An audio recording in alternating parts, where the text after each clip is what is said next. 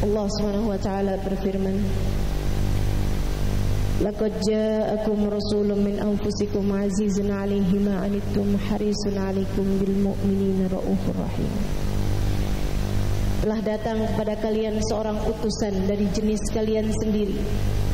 Berat baginya musibah yang menimpa kalian, sangat menginginkan kebaikan bagi kalian.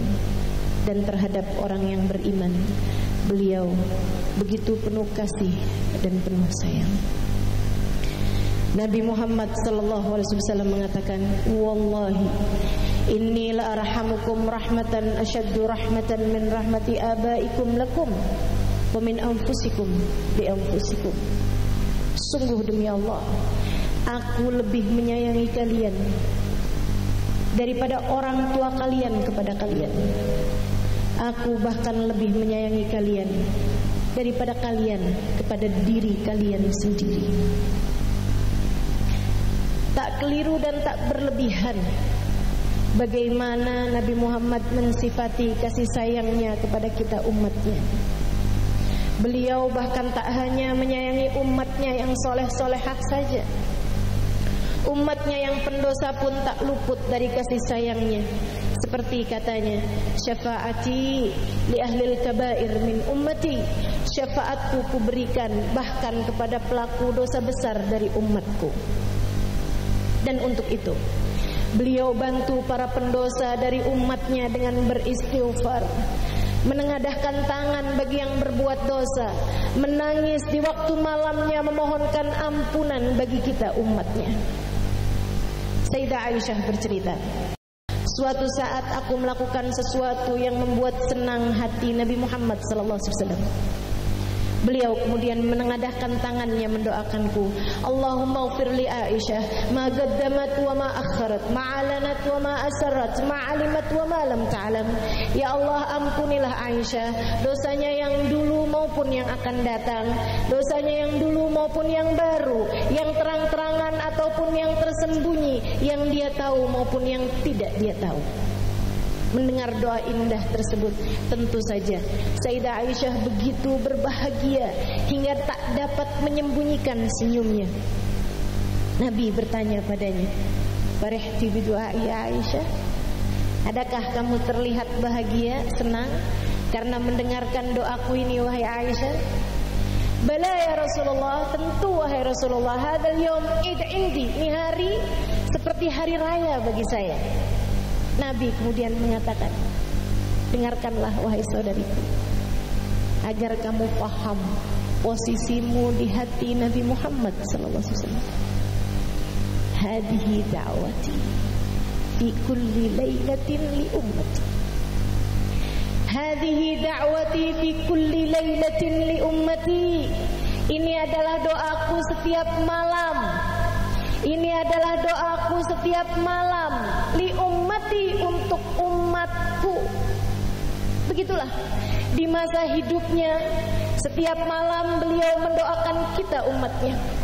Allahumma ighfir li ummati ma qaddamu wa ma akharu, ma asarru wa ma a'lanu, ma alimu wa ma lam ya'lamu. Ya Allah, ampunilah dosa umatku yang lalu-lalu maupun yang akan datang, yang mereka lakukan terang-terangan ataupun yang mereka lakukan sembunyi-sembunyi. Ya Allah, ampunilah dosa umatku yang mereka tahu ataupun yang tidak mereka tahu. Dan jika kamu adalah bagian dari umatnya, seharusnya doa Nabi Muhammad terijabah atasmu. Maka dalam hidup ini, jika kamu pernah terpuruk dalam dosa, ingin keluar darinya, namun berulang kali terkalahkan oleh hawa nafsu, jika kamu dalam hidup ini pernah berada dalam situasi di mana kamu terjebak dalam dosa, kamu ingin keluar dari dosa tersebut, berulang kali kamu berjanji, kamu bertaubat, akan kamu berulang lagi mengerjakan dosa tersebut, atau anakmu, saudaramu, sahabatmu, orang tuamu, suamimu, kamu melihatnya berada dalam dosa, kamu melihatnya berada dalam lembah nista, kamu melihatnya berada dalam keadaan penuh dengan dengan kesalahan-kesalahan. Kamu berdoa memohonkan ampun untuknya, namun belum juga diijabah Allah Subhanahu wa taala. Ia terus berada dalam kubangan dosa tersebut. Suatu hari kamu merasakan dirimu begitu ringan keluar dari dosa-dosa dan tidak kembali lagi. Atau kamu melihat saudaramu itu, orang yang selama ini kamu doakan itu, keluar dari dosa-dosa, meninggalkannya begitu saja dengan ringan. Kamu mengira itu adalah doamu yang terijabah. Kamu mengira mungkin itu adalah kebaikanmu yang diterima Allah Subhanahu wa taala. Kamu mengira mungkin itu adalah doa dari orang tuamu. Bisa jadi, akan tetapi belum tentu. Bisa jadi itu adalah ijabah doa Nabi Muhammad atasmu. Bisa jadi itu adalah Allah ijabah doa Nabi Muhammad saat beliau sholat di waktu malamnya, saat sampai bengkak telapak kakinya, saat sesudah beliau bayar dengan sujud-sujud panjangnya, beliau menengadahkan tangannya, kemudian berdoa, ya Allah, ampunilah umatku, ampunilah umatku. Allah ijabah untukmu. Kamu menjadi keluar dari dosa-dosa sebab kamu adalah umat Nabi Muhammad sallallahu alaihi wasallam. Maka pagi hari ini marilah kita berdoa memohon kepada Allah. Ya Allah, doa-doa panjang yang pernah dipanjatkan Nabi Muhammad sallallahu alaihi wasallam untuk kami semasa hidupnya dengan linangan air matanya, sesudah sujud-sujud panjangnya kepadamu, ijabahkan untuk kami ya Allah, ijabahkan untuk kami ya Allah, ijabahkan untuk anak-anak kami ya Allah, ijabahkan untuk seluruh keluarga kami ya Allah. Ampunilah dosa-dosa kami ya Allah, ampunilah dosa anak-anak kami ya Allah, ampunilah dosa saudara-saudari kami ya Allah, ampunilah dosa kedua orang tua kami ya Allah, ampunilah semua dosa orang-orang yang kami sayangi ya Allah, ampunilah dosa orang yang pernah berbuat baik pada kami ya Allah, dan bimbing kami menjadi umatnya yang solehah agar kami pantas berada di belakangnya suatu hari nanti. Saudariku sekalian, beliau sallallahu alaihi wasallam di sepanjang hidupnya selalu memikirkan kita umatnya. Tak pernah mau umatnya terbebani dengan hal-hal yang berat. Bahkan ditinggalkannya sholat tarawih, meski para sahabat menantikannya, hanya karena khawatir sholat tersebut diwajibkan kepada kita umatnya dan kita merasa berat. Jika kau tanya, apa harapan terbesar Nabi Muhammad SAW? Ketahuilah, jika kau tanya apa cita-cita Nabi Muhammad SAW, ketahuilah harapan terbesarnya adalah keselamatan kita umatnya di dunia maupun kelak di hari akhirat nanti. Itulah sebabnya beliau menjadi hamba yang paling ridha menerima apapun keputusan Allah yang terkait dengan dirinya, terkait dengan pribadinya, namun gigih memperjuangkan keputusan Allah yang terkait dengan umatnya.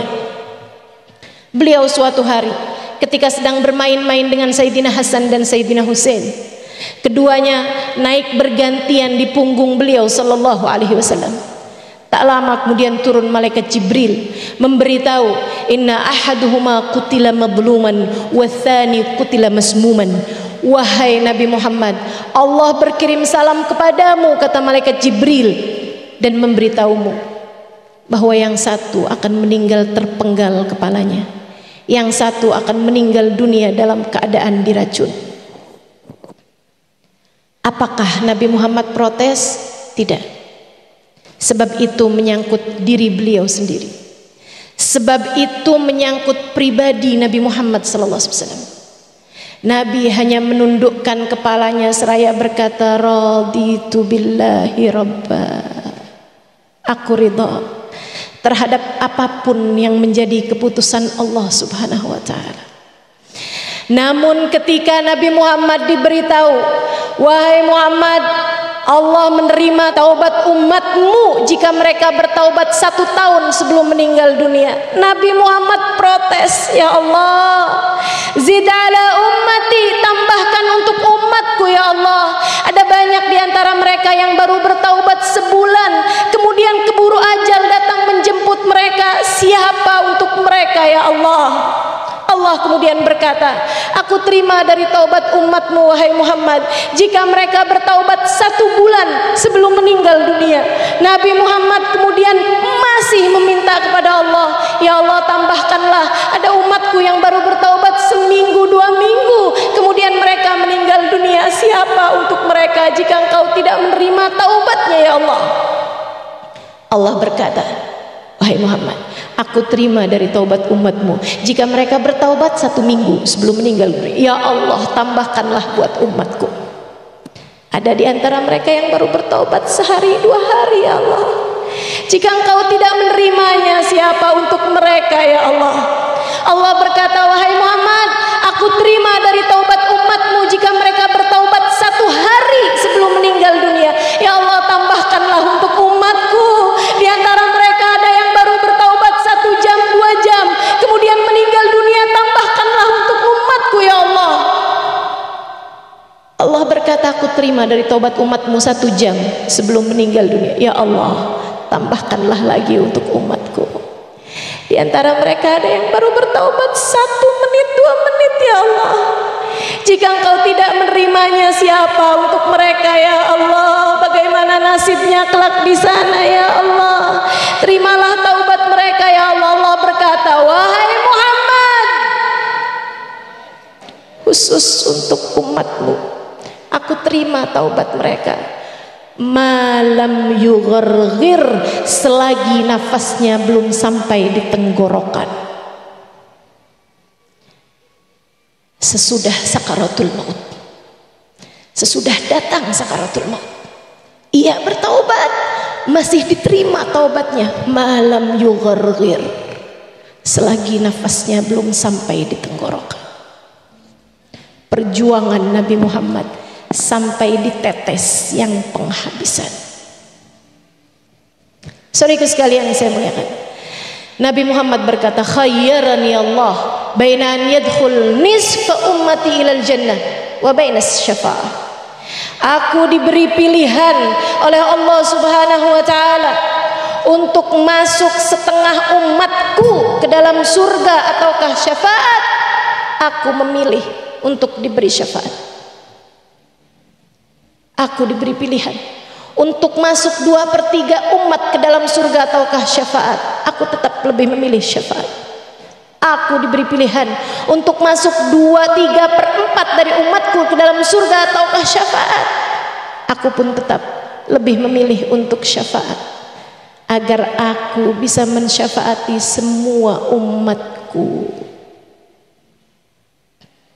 Beliau bahkan pernah bersumpah, wallah inni la arhamukum rahmatan asyaddu min rahmati abaikum lakum wa min anfusikum li anfusikum. Sungguh demi Allah, aku sangat menyayangi kalian umatku lebih daripada kasih sayang orang tua kalian kepada kalian, dan lebih daripada kasih sayang kalian kepada diri kalian sendiri.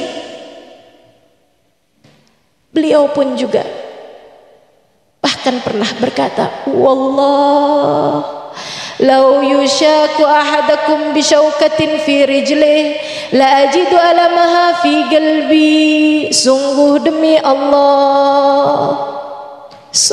Allah katanya. Saudaraku sekalian, dengarkan dengan hatimu ucapan bagindamu Nabi Muhammad agar jadi obat bagi hatimu teman-teman. Wallahi lau yushaku ahadakum bisyaukah fi rijlih la ajid alamaha fi qalbi. Sungguh demi Allah, andai seseorang di antara umatku tusuk duri di kakinya, aku akan ikut serta merasakan sakitnya di dadaku ini. Maka jika dalam hidupmu kamu merasa cinta kepada Nabi Muhammad, cintamu telah didahului oleh cintanya. Jika kamu merasa rindu padanya, rindumu telah didahului oleh rindunya. Beliau bahkan pernah merindukan kita di masa hidupnya dan berkata, "Oh syauqan ala ikhwani," duhai alangkah rindunya hati ini kepada saudara-saudariku. Siapakah mereka wahai Rasulullah? Siapa menurut kalian? Kata Nabi Muhammad balik bertanya. Beliau berkata dengan linangan air mata, penuh kerinduan, "Oh syauqah ala ikhwani." Adakah mereka para malaikat wahai Rasul? Bukan, kata Nabi Muhammad. Haula'il muqarrabun, malaikat dekat dengan Allah, bukan saudaraku yang kurindukan. Para nabikah wahai Rasul? Bukan, mereka para mursalun, diutus dari Allah, bukan saudara-saudara yang kurindukan. Kamikah wahai Rasul? Antum ashabi, kalian sahabat-sahabatku. Lantas siapa dia Rasul yang engkau merindukannya hingga mengalir air matamu itu? Nabi Muhammad menjawab, haula ummati ja'u min ba'dikum. Mereka adalah umatku, datang sesudah kalian. Lam ra'auni, tidak pernah memandang wajahku. Lam ra'au ma'ajizi, tidak pernah melihat mu'jizat-mu'jizatku. Akan tetapi mengalir air mata mereka setiap kali rindu padaku. Mereka umatku, tidak pernah berjumpa denganku. Seperti kita, umatnya, tak pernah berjumpa dengannya, tak pernah melihat mukjizatnya. Akan tetapi mengalir air mata kita ketika rindu padanya. Air matamu sudah didahului oleh air mata Nabi Muhammad untukmu. Nabi kemudian berkata, aku akan menantikan mereka kelak di depan telagaku.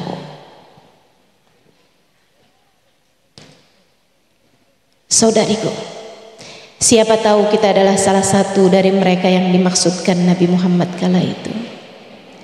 Dan jika memang benar, bersiaplah dengan seindah-indah pertemuan kelak di sana. Dan jangan pernah kau batalkan janji temumu dengannya. Jangan berpaling dari jalan cintanya. Dia ada untukmu, Nabi Muhammad ada untuk kita. Jangan pernah meninggalkannya untuk apapun dan untuk siapapun.